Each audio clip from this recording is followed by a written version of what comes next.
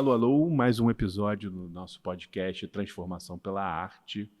Tivemos pessoas incríveis, podemos trocar aqui com pessoas tão interessantes aqui nos últimos episódios e hoje não vai ser diferente.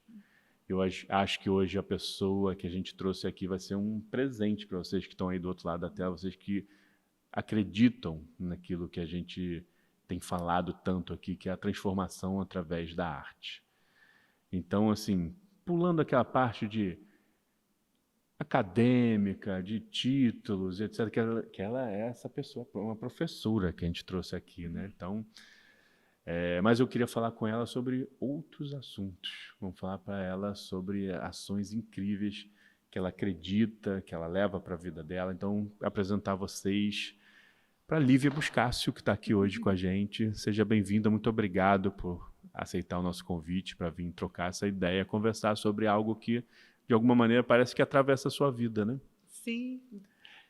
E aí, quando eu comecei a conhecer o seu trabalho, né, fiquei muito encantado de ver esse trabalho que você fazia de levar os jovens para consumir arte, né? Uhum.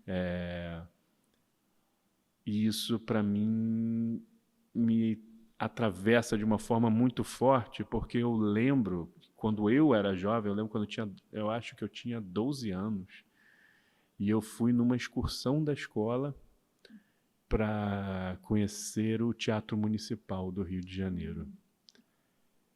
E eu só estou aqui, nesse momento agora, por causa disso. De alguma maneira, aquele momento transformou o resto da minha existência. E eu sempre tentei, de alguma maneira, levar isso para a minha vida, sabe? De proporcionar aquele momento que eu vivi como jovem para outros jovens, né? Então, eu acredito muito nisso. E eu vejo que você faz justamente um trabalho nisso, dessa maneira, né? Então, eu queria que você falasse um pouquinho. Eu vou aqui muito mais te escutar para aprender, para me encantar mais e mais. Mas a gente quer te ouvir, né? Como é que foi isso? Como é que surgiu isso na sua vida de querer levar essa galerinha para o teatro, para o cinema, para os museus e tudo mais? Olha, primeiro agradecer imensamente o convite, né? Eu acredito muito na difusão dessas iniciativas, né? A ideia é polinizar, né? Buscar incentivar que outras pessoas, né, tenham ações diferentes e percebam esse poder transformador mesmo da arte. E achei interessante que você falou dos seus 12 anos, aí eu acho que eu posso voltar um pouquinho e falar dos meus 12 anos também.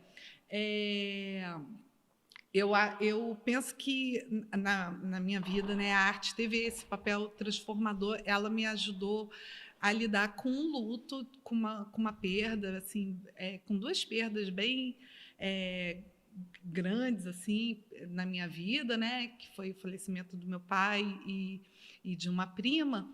E eu fui fazer curso de teatro e fui ler e eu sempre gostei muito de ler, muito incentivada à leitura, embora a gente tivesse poucos recursos em casa, né? A minha família, né, é de Duque de Caxias, então a família de trabalhadores, né? Então essa coisa do acesso a livros e a cinema, teatro, era realmente uma coisa que a gente tinha desejo, mas tinha toda a dificuldade do transporte, que é caro e é caríssimo até hoje, né? Limita o direito de ir e vir das pessoas, enfim. Então, a arte, eu acho que me ajudou a formular e a simbolizar esse luto de uma forma, né, que eu fui buscar também, e aí um pouco mais crescida, né? Eu fiz curso de teatro, inclusive fiz curso de teatro com o Milton Cunha, lá em Caxias. E foi muito, ele nem deve lembrar de mim, isso foi em 92, de 92 a 96, mais ou Cuidado que esse tipo de coisa revela a nossa idade, viu? Cuidado, que é um terreno perigoso. Mas não tem problema nenhum, que eu acho que envelhecer é uma sorte, É né? bom, eu também então, acho. mas foi muito importante esse contato com ele. Hoje, né, ele é uma grande referência, né, Sem na dúvida. cultura popular, no carnaval. Então, teve essa ação transformadora e com esse curso que o Milton oferecia de teatro lá em Duque de Caxias, a gente saía, começou a frequentar esses espaços museais, bibliotecas, Ainda na Baixada ou vindo para o Rio de Janeiro? já Como que... vindo para o Rio, porque na época assim, a Baixada tinha Poucos equipamentos culturais, pouquíssimos né? equipamentos culturais, né? E aí depois eu comecei a trabalhar muito cedo, então eu comecei a conseguir transitar aqui para o Rio por minha conta. Então era aquele momento assim, quando eu estava me sentindo triste, eu falava assim: ah, vou lá no CCBB. Na época o CCBB era vazio, aí eu ia ficava quietinha no CCBB, no Hélio Oiticica, né? Então, fui fazer, estudar música na Vila Lobos. Então, a arte teve esse poder transformador na minha vida. E aí, quando eu fui fazer faculdade de letras, e aí fui adentrando a vida acadêmica e tudo, e me formei na UFRJ e tal, eu comecei a pensar, né, em como que eu poderia trazer isso para outras pessoas. Mas durante a faculdade, eu e um grupo, um coletivo que estava se formando ali na Baixada, a gente começou a dinamizar várias ações, assim, pelos idos ali dos anos 2000, 2000 e pouquinho, várias ações culturais. A gente fazia um evento chamado Mutação, que era um evento que reunia artistas da região mesmo, né, produzindo artes plásticas e pintura, música, cinema. Aí eu sempre lembro de uma iniciativa que a gente tem aí até hoje, que é o Cineclube Matiquangu, que ganhou portas, né, e começou lá em Caxias e está retomando as atividades. Hoje tem o Galpão Gomé Criativo. Então, assim, eu venho do município, né, Caxias era o 6º PIB do país. Então, 1% desse PIB deveria ser destinado à cultura, mas a gente sabe como funciona a política, infelizmente, né? Inclusive na definição do que é cultura por parte do poder público, muitas vezes, né? Justamente, que às vezes, a maioria das vezes é uma definição extremamente elitista, né? E que tira o protagonismo da possibilidade daquele morador daquela região ser autor e protagonista, né? Então, a gente tinha um coletivo que a gente ficava lá passando pires e às vezes fazia o evento com poucos recursos, ninguém com dinheiro para investir, enfim. Mas era uma cena que foi sendo movimentada ali. E aí algumas pessoas um pouco mais interessantes começaram a surgir lá na cena, né, nessa parte administrativa, Secretaria de Cultura. Então, às vezes, a gente tinha algum apoio, às vezes não. E aí veio aquele áureo período, né, do ministro Gilberto Gil. Então, a gente conseguiu, né, eu digo a gente, mas é um corpo de pessoas que estavam ali, né, Todas as buscando pessoas estavam em volta, os pontos de os pontos de cultura, né? cultura. Então, a Lira de Ouro se transformou num ponto de cultura.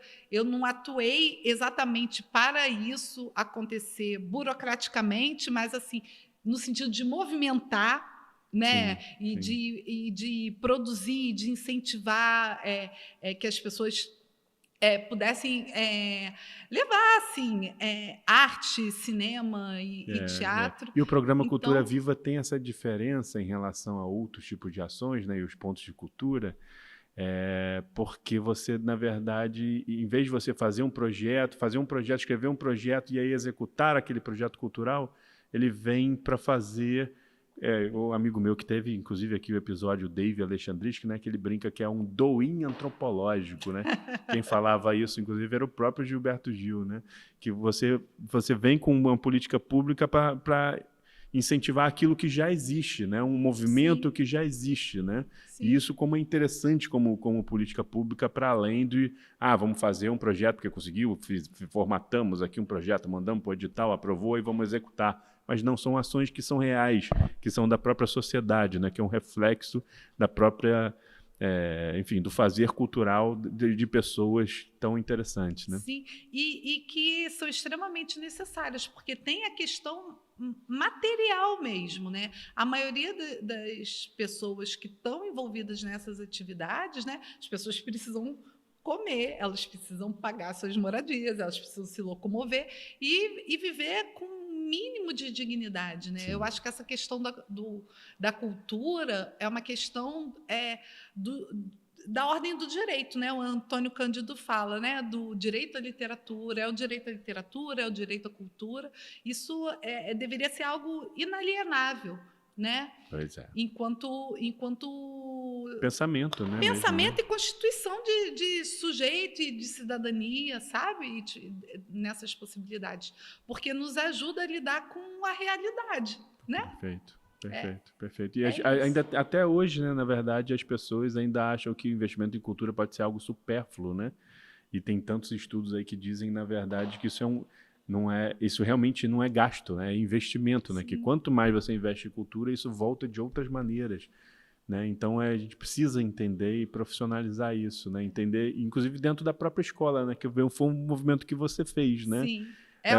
Você levava esses seus jovens, né? Esses seus Isso. meninos, né? E essas suas meninas levar para o teatro, como eu falei que eu me encantei pela primeira vez. Deve ter muitas histórias, né, de encantamento, sim. né? Eu acho que é um movimento de resistência contra a barbárie mesmo, né? Então, E a realidade é tão dura, né? Na Baixada a gente sabe o quanto é difícil, né? Tem muitas histórias, são complexas, né? Tem muitas pessoas que têm muita dificuldade, né? No dia a dia, sim, assim. sim. Eu vejo muitas escolas, por exemplo, inclusive os jovens muitas vezes, né? Isso ainda é uma realidade, em pleno 2023, né? Do jovem que vai para a escola e que se não fosse aquela refeição que ele faz na escola, não teria refeição em casa. Isso é fato, né? Não é, né?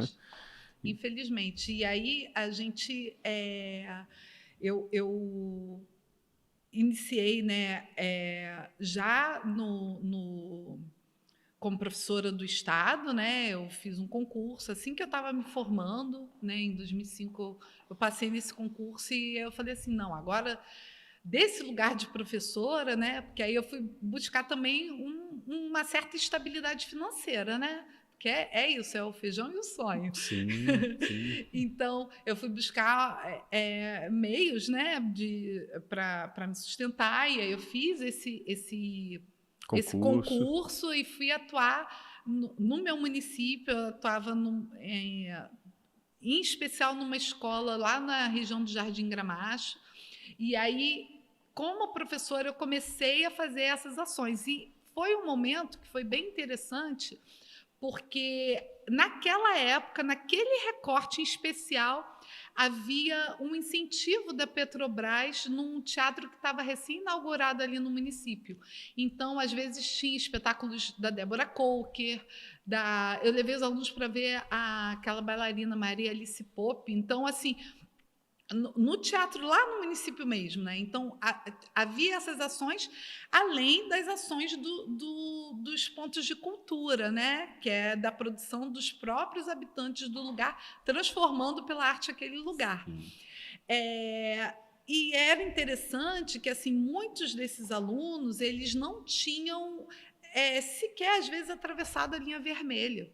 Então tudo foi muito da ordem do encantamento. Então é complexo, porque as escolas públicas a gente tem pouco recurso para poder fazer esse tipo de transporte, tudo, né? Então é uma batalha. Vai na Câmara de Vereadores, vai buscando.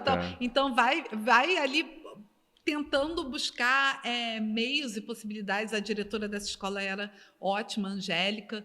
Então a gente levava os alunos para centros culturais, para o CCBB, o Museu de Belas Artes, então tudo era da ordem do encantamento, era o encantamento com a cidade e o encantamento também com o próprio espaço.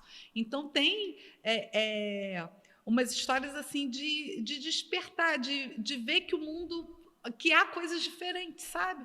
Então eu acho que eu fico até hoje muito feliz e emocionada de ver quando os alunos têm aquele brilho no olhar de estar assim, caramba, isso é diferente, nossa, que interessante, está me fazendo pensar sobre a vida, enfim. Isso é incrível. Fazer umas notas de rodapé aqui, para quem não é do Rio de Janeiro, entender o que será que é uma linha amarela, o que será que é uma linha vermelha, onde fica o Jardim Gramacho, né? Só para a gente, né? Notas de rodapé, momento notas de rodapé. Será que vai ter a musiquinha de momentos notas de rodapé? Então, o Rio de Janeiro é um município que ele é cortado por algumas grandes vias, né? A mais antiga e tradicional é a Avenida Brasil, né?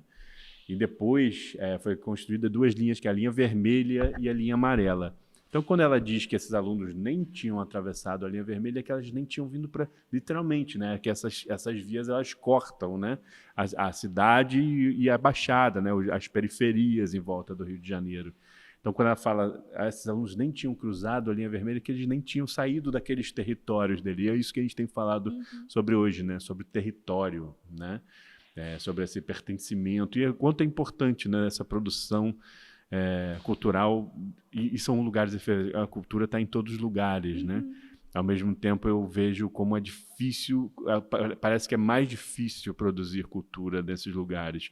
Na verdade, produzir cultura é difícil em qualquer lugar. Eu, por exemplo, trabalho no sertão do Nordeste, e produzir cultura lá, imagino dificuldade, né, de produzir, de conseguir recursos. A Baixada não é muito diferente, né? Então, eu sempre fico muito encantado também com todas essas ações que acontecem na Baixada. Aliás, tem um grande amigo meu lá em São João de Meriti, que tem um movimento que é chamado Cinema de Guerrilha na Baixada, que é o Ricardo Rodrigues, grande amigo. Um abraço, Ricardo, tá ouvindo aí. Daqui a pouco você vem aqui falar também, viu? Tem muito a conversar. Mas como é que foi hoje? Como é que você saiu dessa realidade? Você estava lá, você vivia lá, era o seu território, né? Sim. E hoje você está no INES, né? Como é que foi isso, né? Você falou essa coisa do feijão, né? De sonhos e feijão, mas de alguma maneira você passou também a trabalhar com um novo público lá também, né? Como é que foi essa transformação para você, assim? Sim, na verdade eu comecei no INES em 2007, então já estou com uma trajetória, assim, já tem um tempo, né? Eu fui buscar, né, concursos melhores, justamente por essa questão, né, da estabilidade financeira e também para poder ter condições materiais de exercitar essas ações, né, realizar essas ações. E aí eu passei no concurso do INES. E, para mim, no início foi bastante complexo, porque tem a questão linguística, né? O surdo, identificada a língua de sinais, né? A língua que circula ali no Instituto é a Libras. Explica, né? Para quem não conhece o que é o INES, né? Talvez, né? O INES é uma instituição federal, né, que foi fundada no século XIX, junto com o Colégio Pedro II, com o Benjamin Constant, né, pelo então Pedro II, né, pelo imperador, e ele é o Instituto Nacional de Educação de Surdos. A gente tem uma escola, né, que compreende toda a educação básica, né? Temos também o curso de pedagogia bilíngue e temos também um mestrado profissional em educação bilíngue, né? Então, atualmente eu atuo na educação básica com jovens e adultos e atuo também como professora do mestrado. Aí eu entrei no INES em 2007, eu não sabia Libras, eu fiz o concurso, não foi algo exigido na época, então eu fui aprender muito ali no contato com os alunos. Você falou que dessa diferença tem a diferença linguística, né, e cultural, por sua vez, né, porque são pessoas surdas, então uma língua envolve uma outra cultura ali, mas também, ao mesmo tempo, tinha um pertencimento ali, porque são corpos periféricos, né? São estudantes, aprendizes que vêm da Baixada, que vêm da Maré. Então, esses territórios periféricos são os territórios pelos quais eu sempre transitei.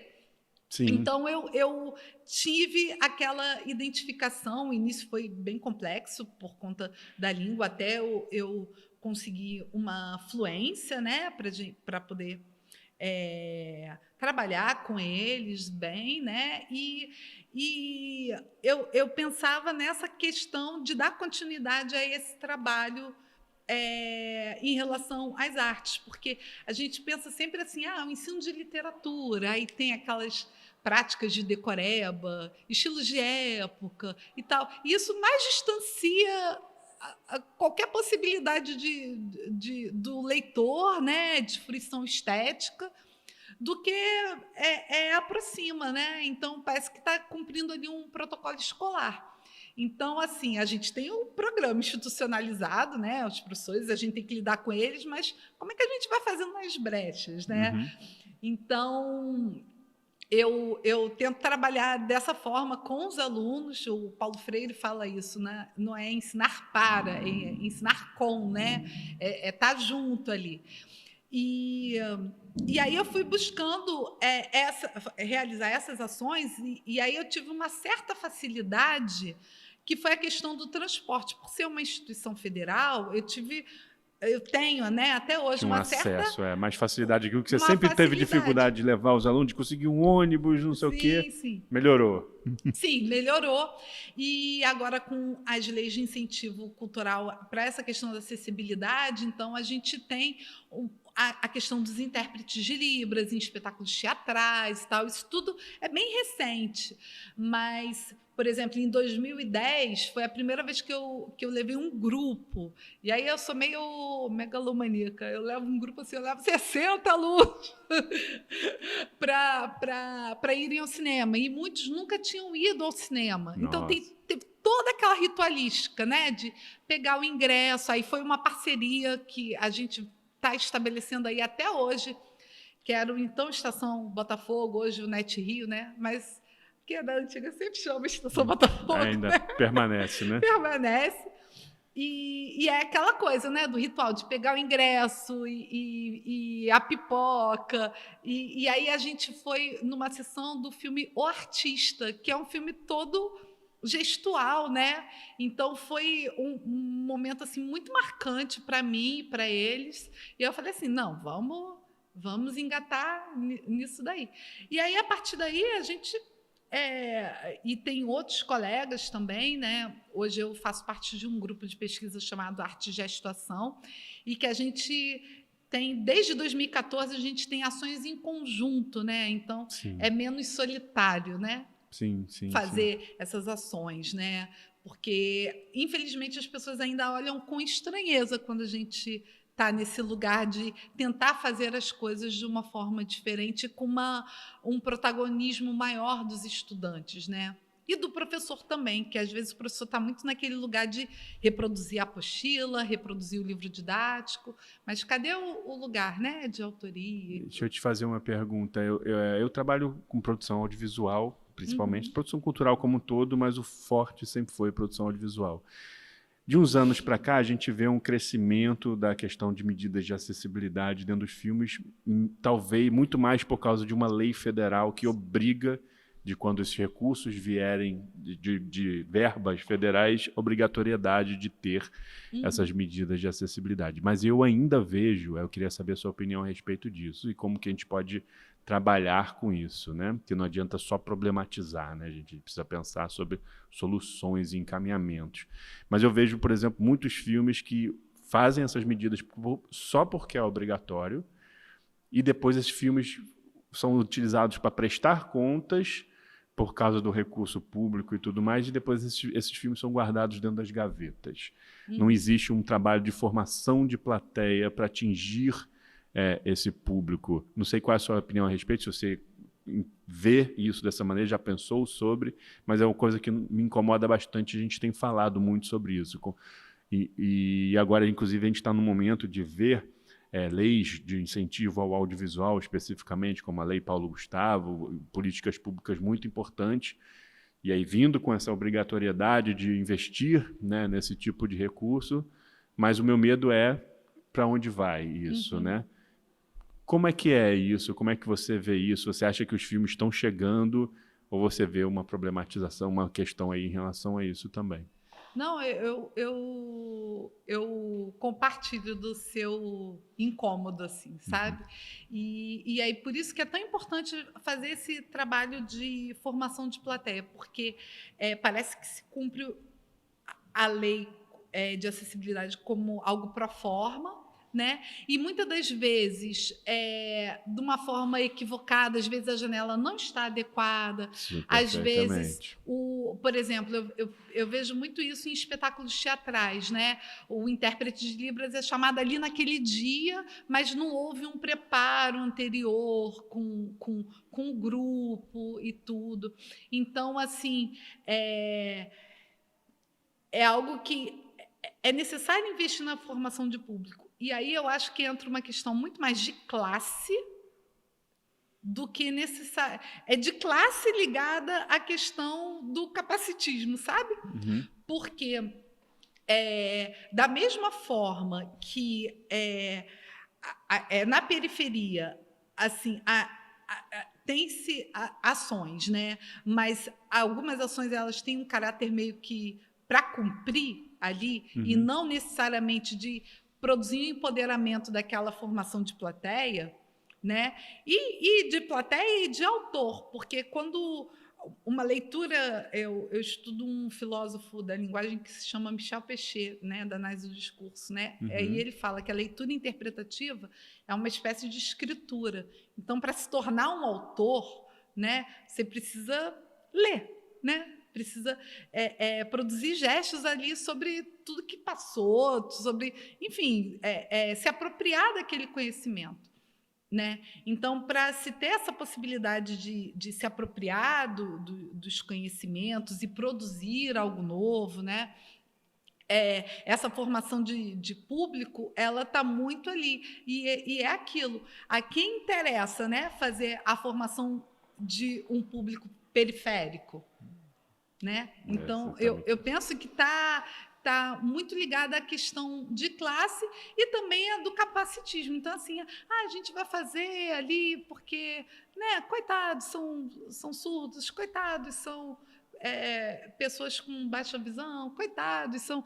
Então, essa questão do capacitismo ela está muito ligada, né, à questão de classe também, porque a maioria das pessoas com deficiência, né, tem essa questão, né, da classe que está ali atravessada, né? Verdade. E aí eu penso que a formação de público nesse sentido é um público da resistência, é um público que incomoda. Então eu me lembro que, por exemplo, nessa sessão do artista, e quase sempre quando eu vou levar os alunos ao cinema, é um cinema na zona sul do Rio de Janeiro, é uma região de poder aquisitivo, era uma região que eu, menina, não frequentava. Sim. Então, é uma afronta. Então, já houve casos assim, quando a sessão é compartilhada, das pessoas que estão ali comprando seus ingressos, não quererem se misturar, não né? quererem assistir a mesma sessão que estão os surdos, sabe? E falarem e tal, e alguns surdos fazem leitura labial, e aí eu fico assim, fingindo que eu não estou ouvindo, mas isso é algo que afeta, que dá Imagino. uma angústia, mas eu acho que é bom também sentir ódio de classe, que o ódio de classe é que move a gente a fazer as coisas, né?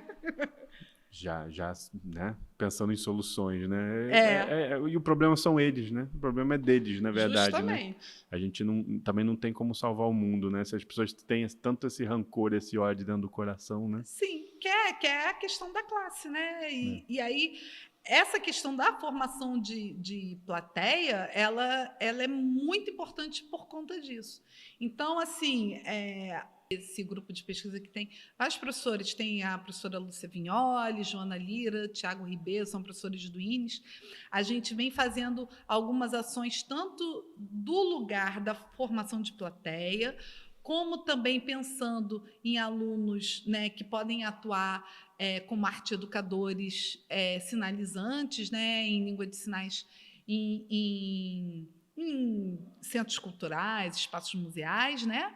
E como também dessa produção do fazer artístico, né? E aí tem a oficina de bordado, oficina de stencil, Que tem legal. oficinas variadas, Que né? legal. E como é que o público pode conhecer esse espaço, assim, conhecer esse material? Tem um site da instituição em que ela possa acompanhar? Gostaria de saber como é que a gente pode fazer. Tem. A gente tem um canal de educação básica, né, que chama...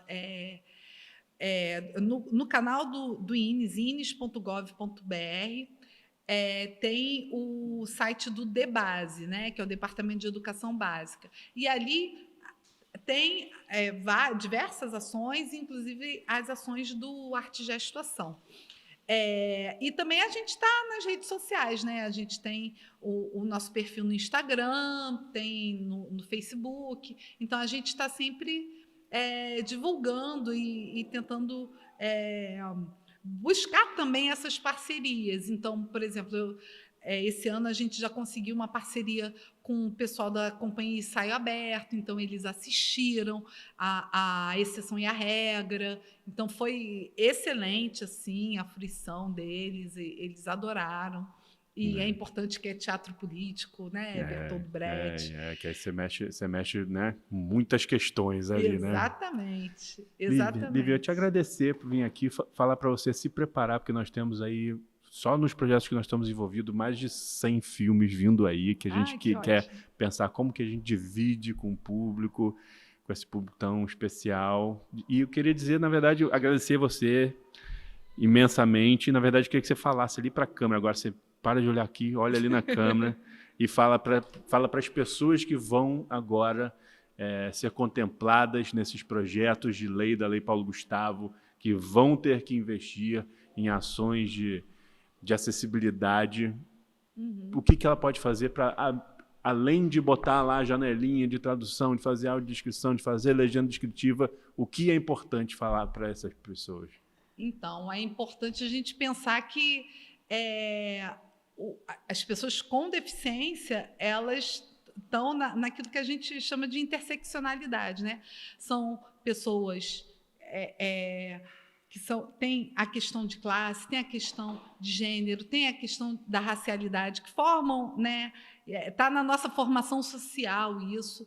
Então, quando se pensar em acessibilidade, é pensar na questão da ruptura e de produzir ações de resistência. Não adianta só colocar a janelinha ali, ou colocar o intérprete de Libras, ou rampas de acessibilidade, que são ações importantes, mas qual é o papel transformador de que aquela formação de público, de plateia, vai passar, e de forma que essas pessoas possam também estar no papel de autores, né, e de produtores também de cultura. Então, eu penso que é por aí, né, que se a gente pensa a transformação pela arte, é uma transformação social, né? Então, a arte ela tem esse papel, né? É a questão do direito, o direito à literatura, ao cinema, às artes visuais, né? Que esses corpos ocupem espaços que geralmente não são feitos para esses corpos. Então, assim, vai causar estranhamento, mas é para que se cause mesmo esse estranhamento. Porque se a gente... isso, a arte que esse produtor, né, cultural vai realizar é para reproduzir ou é para transformar?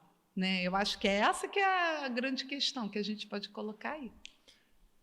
Por isso que a gente está aqui, falando sobre transformação pela arte. Obrigado, Olivia. Obrigada, Que eu conversa que boa. A gente agradeço. poderia conversar muito mais, mas a gente tem que cortar, então vamos terminar.